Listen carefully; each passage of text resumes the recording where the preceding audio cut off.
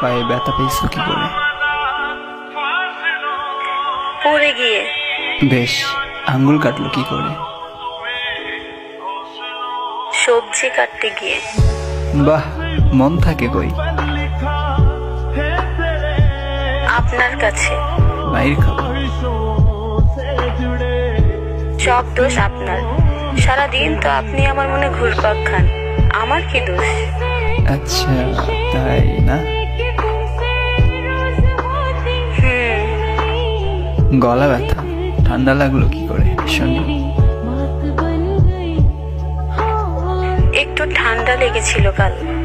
এই শোনো, সাথে নেই আমি তোমার, একটু নিজের খেয়ালটা তো রাখো প্লিজ।